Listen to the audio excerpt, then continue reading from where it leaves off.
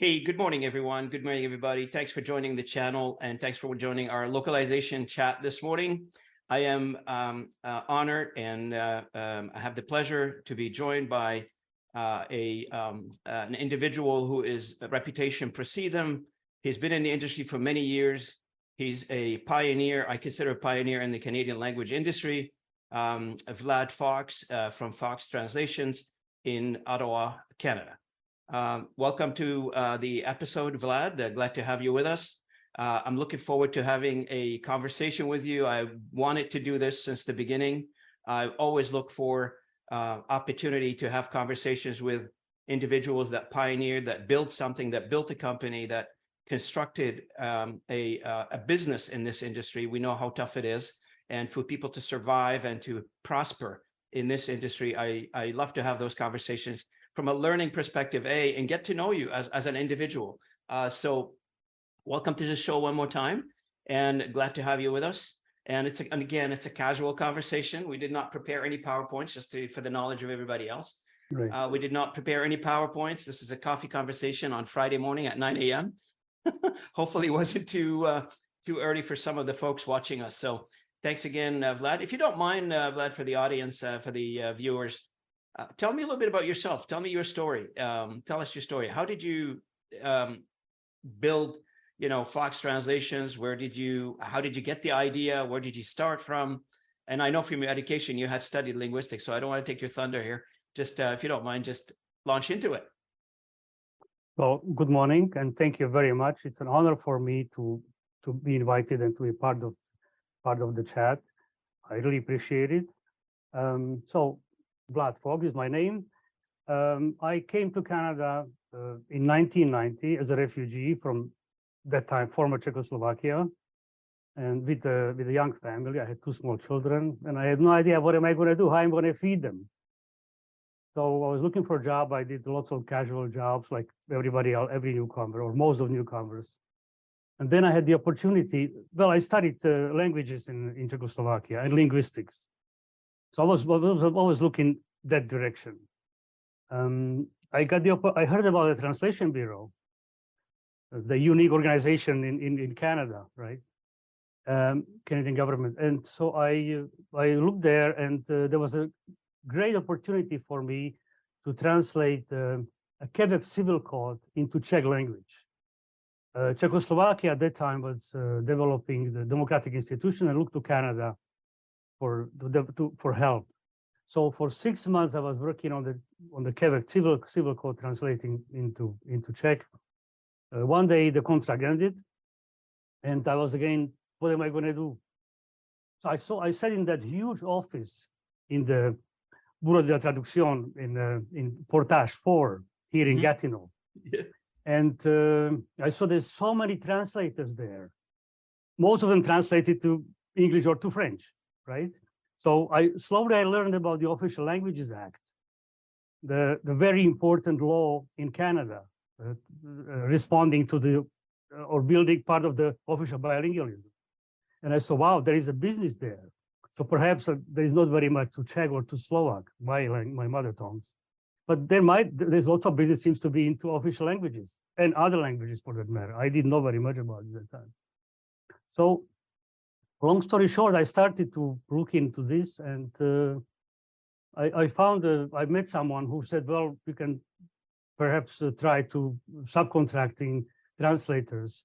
And so I met somebody in Statistics Canada. They gave me a small contract, and I met a French translator. We started translating.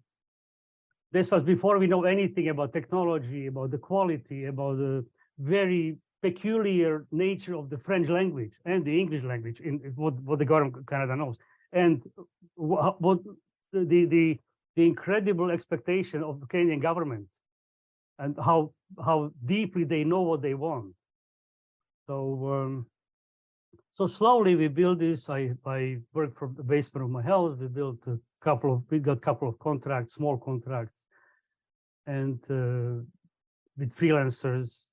We learned it the hard way about the quality, went to Transport Canada. They told us, oh, there has to be a S at the end, and all these small things. There was so many. So it was a long, long way of learning. And well, this was so FoxTranslations incorporated in 1998, became a corporation. We've hired the first project coordinator, and slowly it was all learning, and as it is up to this day, learning and knowledge and never-ending learning. There is so much knowledge.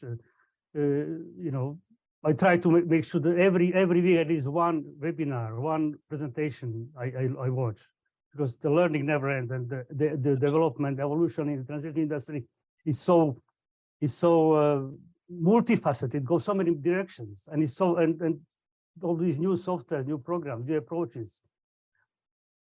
So yeah, so later we started using the technology, revision, quality control, and so on and so forth.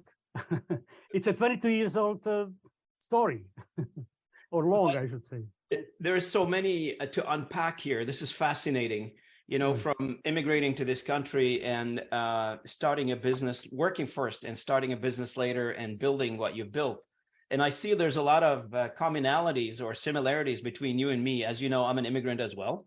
Right. And I immigrated to the country. And, you know, fascinating enough, I immigrated to the country in 1990. It's pretty much the same time. Wow, the same year. Yeah, same year when you arrived to the country. Right. And, you know, I did the same thing. I did not you know, have the opportunity yet to build a company such as what you did, but I ventured into what do I do? I mean, you come new to the country and you're trying to figure things out. I was young at the time, and I had to figure things out, and we all figure things out, and we all get to where we want to go. But the fascinating part about what you've done is you've learned from working with the government, and you worked with translating things in your mother tongue first, and then you learned to translate to the official languages in the country. And throughout, you know, you've mentioned that the company's been around for 22 years. So throughout all this, there's a lot of changes. I mean, many things have changed in our industry, as you're well aware. Technology have changed, and customer expectations has changed. You mentioned earlier, like, customers, the way they used to buy translation services back in the days is not the way they buy translation services right now. I think, and you agree with this, is the customer is a lot more educated now and knows exactly how to buy translation services. So what is your remarks on technology changes, and how do you and your staff and your company have adapted to this? And what was the challenges that you faced doing so? Right. So for about first 10 years, there was just the plain translation. The only technology was the computer, right? So they have to have a computer and some spell checking, some quality checking, automatic, Microsoft Word or something. So the technology came to us later. So we started with huge changes. So we started with the translation management software. So these are the main things. Yeah. Anyway, let me back up a little bit. So yeah, the technology plays a huge role now in the last 7, 8, 9, 10 years. We use we use all the technology that most of the others do. The translation management software, the business management software, the CAD tools, first of all, the computer-assisted translation. Yes, there was an enormous change, and the change goes on, and it's faster and faster and faster. We are looking into the machine translation that we did not fully sign to yet, because we are afraid. It's in relation to the quality. We are afraid that the quality, that we may have to compromise on the quality, because the machine translation is the machine, right? It's not the human brain. So actually, maybe I'm going a little bit off your question. When it comes to machine translation, we actually have a statement in every proposal that all our translations are done by human translators and revised by human revisers. But back to the question, translation we need to use the technology for efficiency, for quality. It's extremely helpful. Mhm. About 3 years ago, 4 years ago, we implemented Trados Studio, and we have it all across the board. It's on our server, and we have 25 employees. Everybody's using, everybody's connected to it. I asked, first we faced the resistance. Every Mhm. new system, everybody, employees resist. Mhm. So, and later, I asked them now, actually recently I spoke to them. I asked, so how do you like this? I cannot live without it. I wouldn't be able to work without it. So it's an excellent tool. Whatever. I mean, I'm talking about the translation management software. It's an excellent tool, and nobody would. It's very, very good. Either it's a Trados Studio or MemoQ or whatever else. Yeah. Yeah. So change is hard, right? I mean, you can attest to that, right? So anybody, it doesn't matter what the job is. It doesn't matter what industry you're in. Right. Some people would find a transitioning from one process to another, or from one technology to another, any change you introduce in a company, sometimes some people find it hard. Some people strive on that. Some people feel like, oh, I want the next challenge. I want to learn a new thing. I want to learn a new tool. But for the most part in our industry, and it's a common theme, I've been talking to a few people over the past few years that have been in the industry. As you know, I've been around for 20 years in this industry now, 2 decades.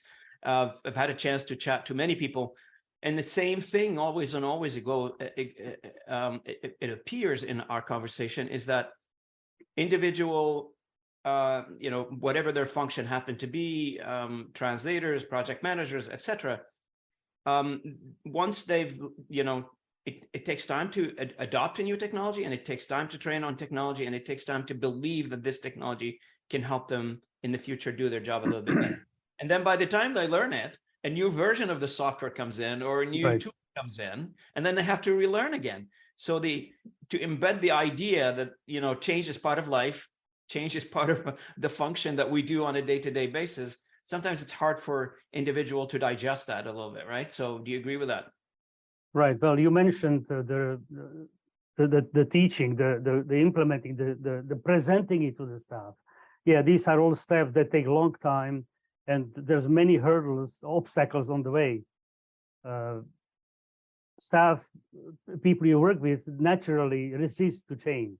And exactly what you said. So this is like an ongoing game. We finally overcome all these obstacles, and the new version comes. So we go again to it, and so it's a game that it's a perpetual game. It never ends. Never ends. So tell me, in your world now, like, I mean, what is the challenging part? What is the most challenging part that you're always thinking about? You're always sort of trying to figure out how to solve. What are the most pressing challenges for you as a business owner, Canadian translation service provider in Canada, in Ottawa, FoxTranslations? What is the most challenging items for you on your agenda right now? Well, I think it's across the board. As you listen to other LSPs or translators or large companies or small, it's the same thing. It's the human resources. For some reason, and not only in translation, actually, it is actually across the business, across the board in the business. This is the new, but for us, because the quality is so important, the qualified people are so scarce that it is really the problem number one. And what is associated with it is that as technology progresses, there are new requirements for new professions, so to speak, or semi-new professions. Like, so I'm talking about, so the machine translation is coming, and even we kind of haven't fully used it yet, but we have to look at it, and we are looking into it. And there are so if we start using machine translation, we will need a new profession, which will be the post editor. I don't think translation schools or any there has to be training for this. This is a different skill. First of all, not everybody wants to do this. Even the revisers don't want to switch. The translators are afraid that they would lose their jobs. and they don't want to switch to become post editors. So to answer your question, the main and what keeps us up at night is the shortage of qualified translators. And yes, and that's the. And what do you think of the? I appreciate that, and I agree with you. The human resources piece is pretty challenging in a changing industry, in a changing environment.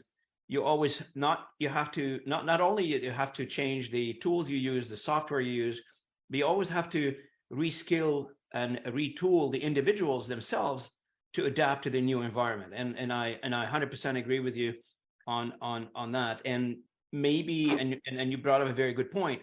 Maybe the skills that we have now are not the skills. They're still needed. Absolutely, they're very needed now, and are going to be needed in the future. But the augmentation of volume, the increase of volume, the increase of customers, it's going to force us to perhaps start taking a look at different skills in dealing with these tools. And you mentioned post-editing is one, but you may need, for instance, engineering for the machine translation. So somebody to train the machine, somebody to set it up, and somebody to customize it. But those different skills than a regular translator or the regular post-editor, right? So the new technology is going to bring a brand new set of skills that we all going to need. Do you agree with that? Yeah, also, yes, the other thing is the training and guidance of new. It used to be, I remember years ago, we just, there were translators available to hire. So we advertised the job, we did testing, some introductory guidance, training, and she was ready to go and work. And this is no more the situation, perhaps here and there. So we're looking at a new level that we probably have to introduce or enter into our process. That's the ongoing training and guidance and supervision that before the translators were kind of more independent. They delivered good products. So now and right, and they have new clients, or every client has something else, especially the government. You know, the D&D wants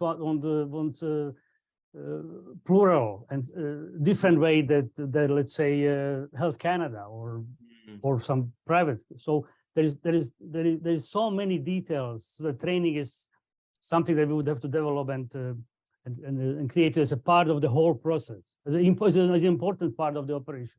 You know, this goes back to the fundamentals of our business, of our industry, right? So Vlad, because I'm sure you agree that every customer is different. Every text that we translate within the customer group is different.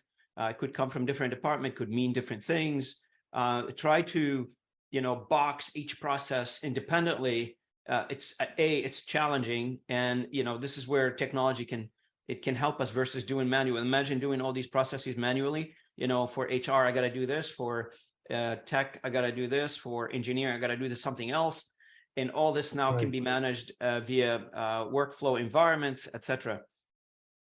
So on your side, I think correct me if I'm wrong, I'm trying to get to know your company a little bit better. Is your customers primarily government, or do you also provide services for enterprise?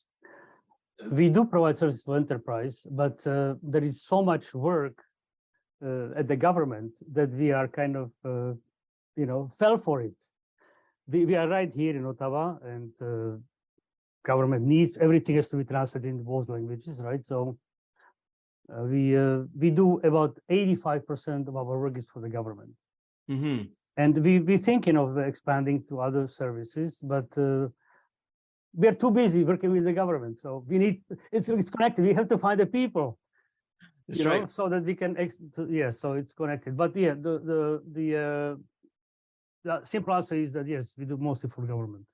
And what was the, when we went through like the COVID lockdown, etc. So how did that impact your business? Did you see any changes? Did the business go up, go down? How did you deal with this? It actually didn't have any impact. We worked before that most translators, revisers, even project coordinators worked from home. We have an office on 2 floors. We used to have 15 people here. Now we only have 4. yeah, no, what I'm saying is most of the people still work. Before the COVID, they worked from During home. shutdown. Right. So we have excellent system. There's great communication. Everybody talk to everybody about issues on MS Teams. We meet daily. And to answer your question, I'm going away from your question. Sorry. We are yes. There was no change. There was no change at all. We actually were very busy. In March, first month of COVID, everybody was in shock. Right. There was a huge change. Right. For the whole society. But April and on, there was business went back to normal. There weren't very many. Yes. So my next question is going to be around trying to understand from your point of view, what do you think of the Canadian language industry in general? And where do you see the opportunity and perhaps the challenges going forward from your perspective? Well, I think it's a growing industry. There's an amazing opportunity there. Everybody's growing. Everybody's opportunities are also endless. There is subtitling. There is a technology. I was thinking we needed to, if I may just enter this note, we needed to change a little bit our product, how we use it. So we shop for a software, and we realized we could actually maybe build a subdivision of the company working on translation software. Many companies do that. Many translation companies do that. So I see opportunities there, but enormous growth. We have indications from the government and private sector, and from statistics from research companies like CSA or others. NIMSI, that the growth both in public and private sectors are amazing. So the companies I know basically do well like us, and we don't see an end to it unless something happens. I have to agree with you. The industry is growing, and it's growing because, and I don't know if you agree with me on this statement, is because we are now, as a humanity, as society, we're a lot more interconnected. Many demographics are moving into other demographics area. The ability to communicate is a lot more affordable now. People can communicate in any language they prefer. And the most important factor in industry sustainability and continuous growth in our industry, and I'm talking about it on the Canadian level and an international level, on a global level, is that ability to create content. Now, anybody, and we're creating a lot more content now. Content is being created and driven by several things. One, and on a government side is that change of policy, change of laws, things are always communicated by the government to the people. So those communications, somebody needs to translate them. And that's great.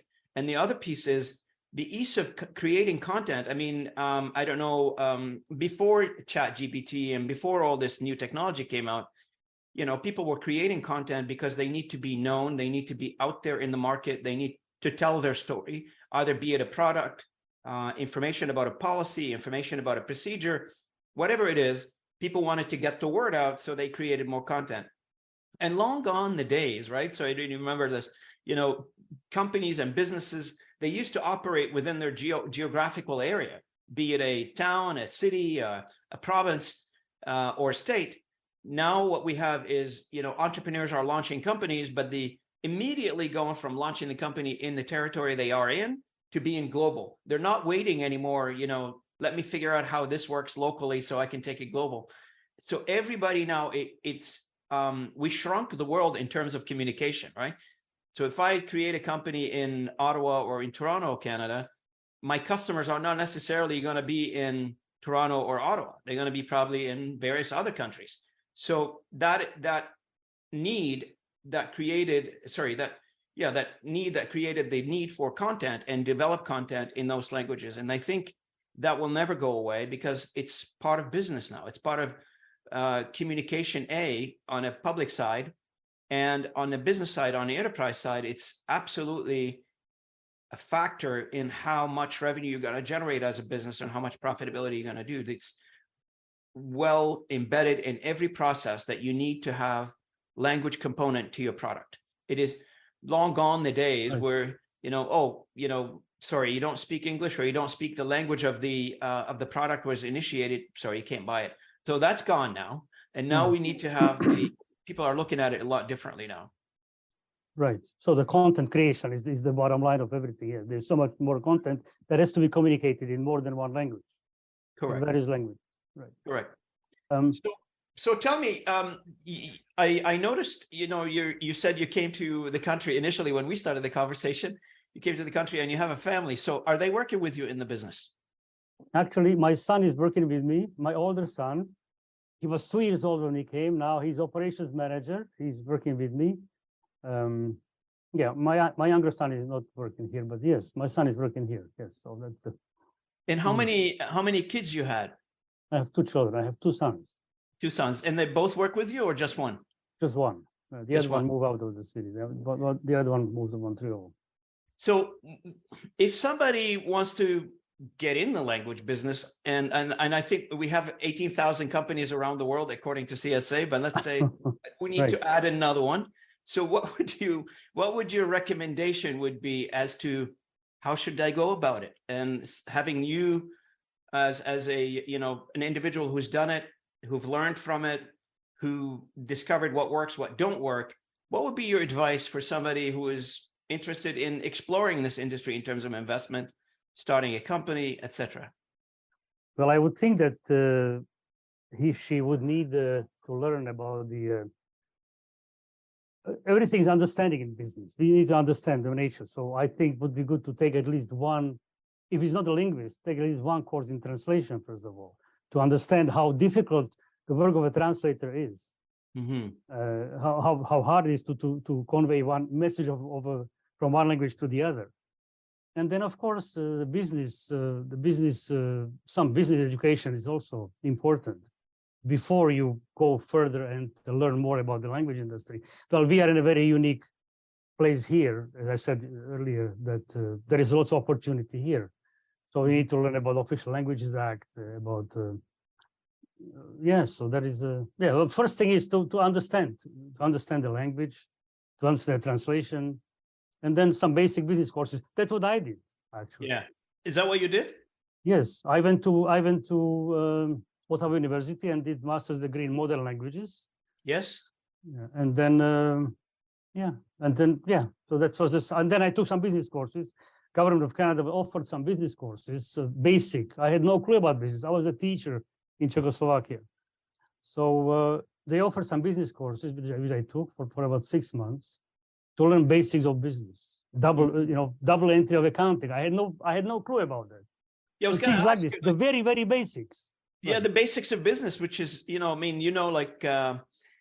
you bring a very good point where if you look around, I would say there's a big percentage of individuals who own small to medium sized organization companies in our industry that they started their life as translators, linguists. They studied languages. They like the aspect of being a translator, and they ventured into starting a business in that industry. And so combining the language aspect of our profession and the business aspect of our profession, it's a great mix. Right. And I would think that they need to be prepared for lifelong learning. Learning is the bottom line of everything. There is always new things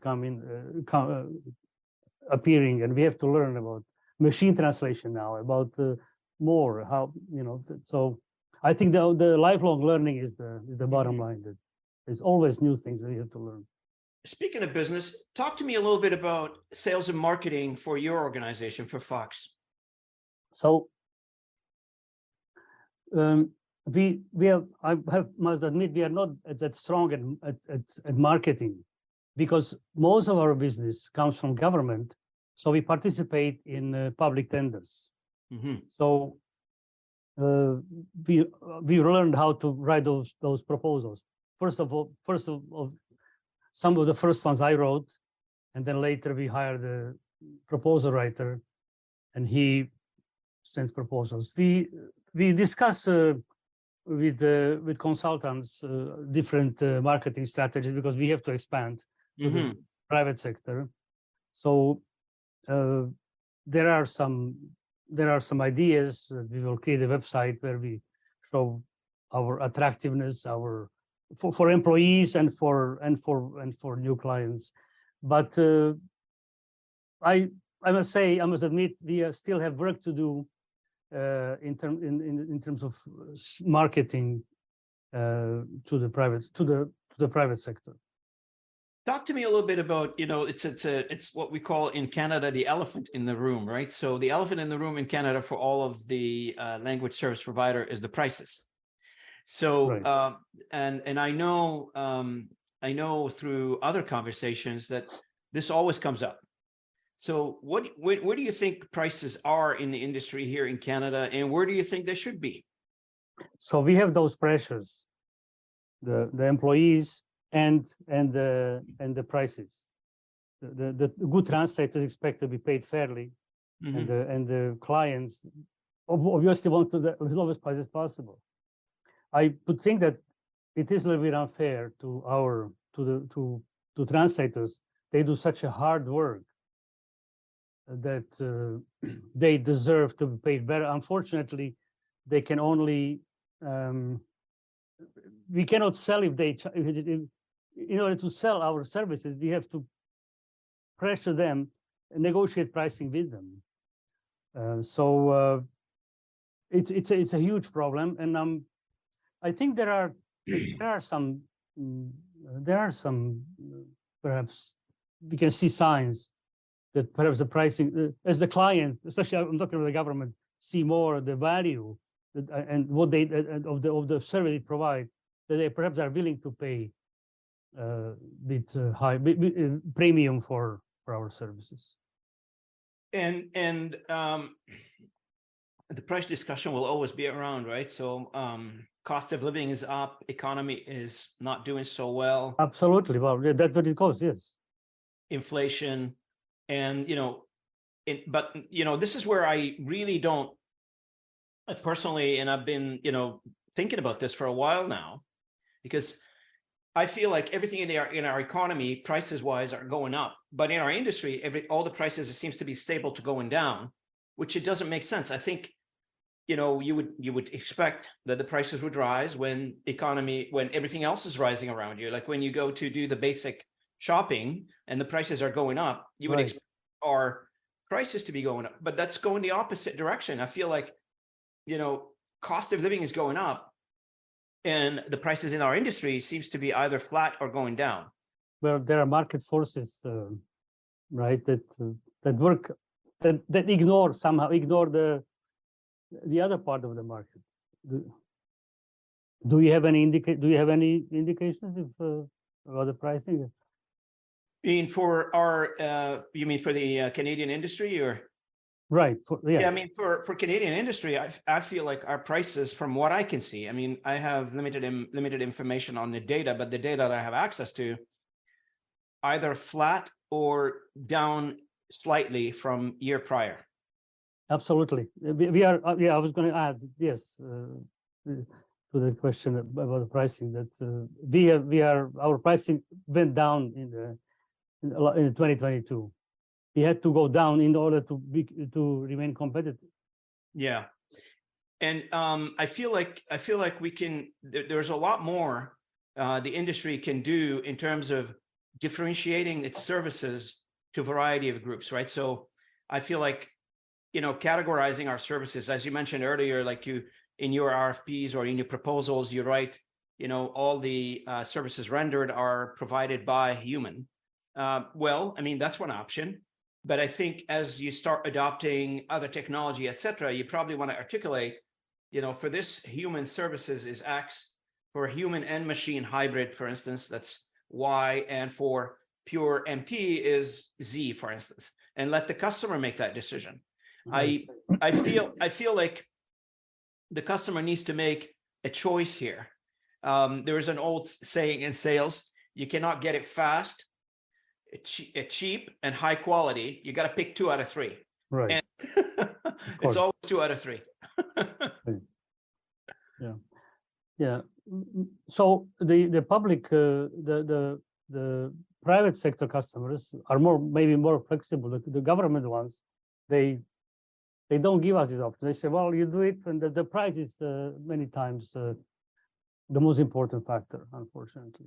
But yes, we are going that way. Of course, there will be always option. Mm-hmm. So what's the, we got a few more minutes here. I want to ask you one last question, and then we'll wrap it up. And what is the most pressing project that you're working on for 2023? And what would you like to see happening for your organization in 2023? What would make you happy by the end of the year? If you say, we've done it and I'm happy, what would that be? Well, I'm proud to say that we developed the company that we provided very good quality services. We have excellent advisors and excellent translators. So we have many good contracts, and if we deliver the work the way we are delivering now on the existing contracts, that I cannot wish for more. What I can wish for, that we'll have more qualified personnel working for you. That we find that we attract, we create something. And I say, okay, people want to work for FoxTranslations because they feel they are good employer. So that's what I would consider accomplishment. Our customers are happy with our work, and there's a lot to maintain that, and to make sure that right, that it doesn't change. Absolutely.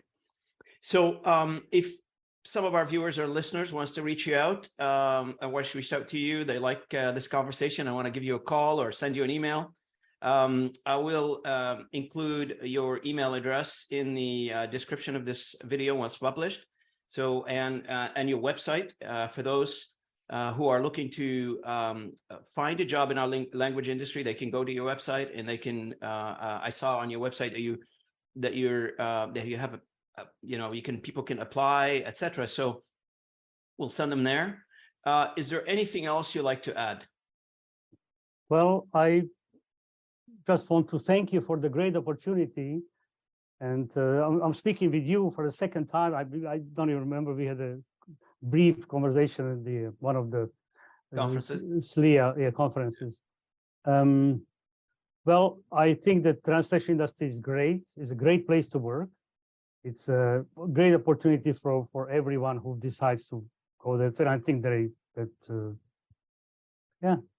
I want to thank you so much, Vlad, for sharing the coffee with me this morning and this absolutely interesting conversation. I am glad I had the opportunity to have a conversation with you this morning.